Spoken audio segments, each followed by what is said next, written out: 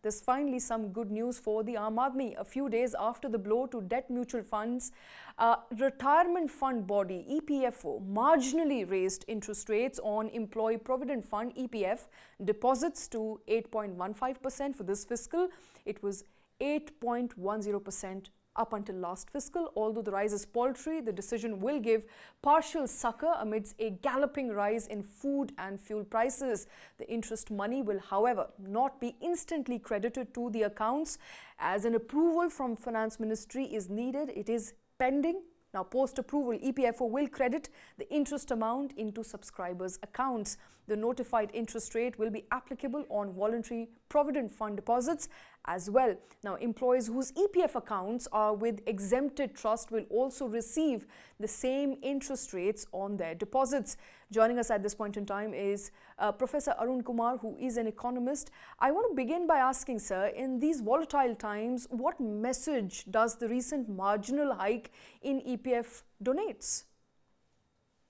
You know, EPF, PPF are actually provident funds for old age.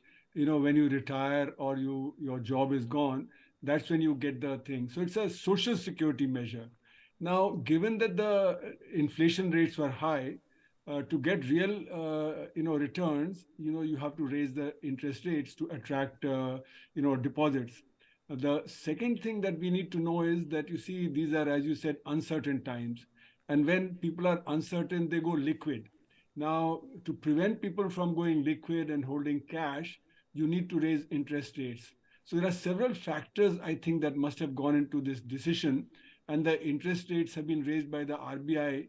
To attract more funds into these small saving schemes, you also need to raise interest rates along with what the RBI has raised the interest rates on deposits in the banks. So all these factors are working why I think the EPFO and the PPF rates have been raised at this point of time. Professor, these are very paltry hikes by EPFO. Are they vindicative of those who do not want to come under EPFO and prefer a consultancy professional engagement? You know, EPFO and the PPF actually basically are, by salaried people and then some business people.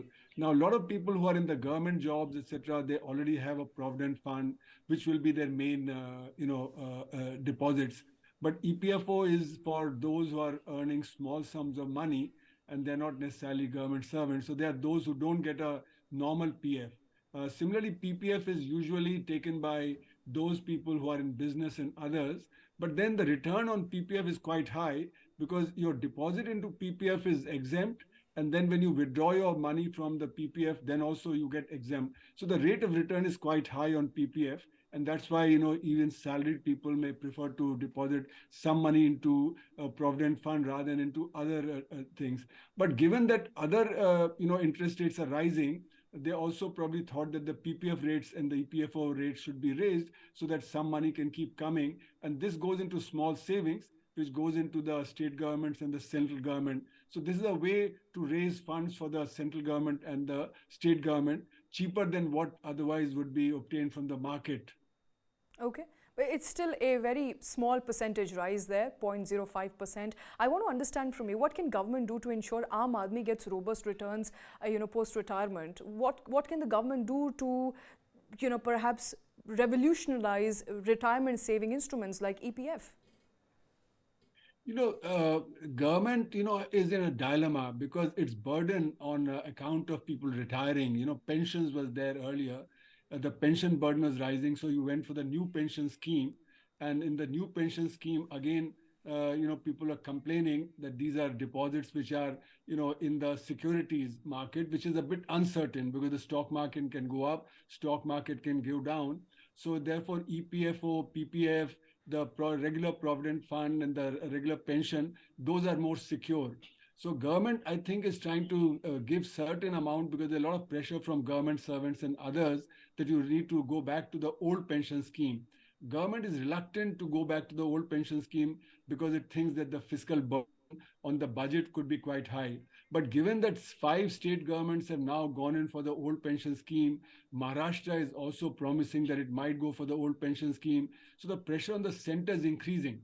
Various government employees are also putting pressure for that. So if the pension scheme is revived, then obviously to get more funds, to those people who are not covered by regular pension, I think the EPFO and the PPF rates would have to be raised so that people can get a better return. But let me say that short of pension, what return you get on EPFO or PPF is rather small. So therefore, I think what we have to think is a wider implication for social security, for retirement, and for old age. Because in India, we've seen unemployment rising, especially in the unorganized sector.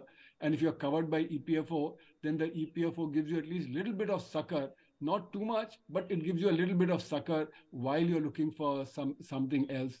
So I think government is in a bit of a dilemma because the burden is quite high. The tax GDP ratio of the government is not rising very much. It is still at about 17% of the GDP, which is coming in as taxes. And because our deficit is quite high, government is not able to raise taxes that much that it can try and provide for greater pension relief to everybody. But I think we have to think about that, how to raise more resources so that for old age there's security, not only to those who are in government employment, but those who are in the unorganized sector and those who don't get any pension.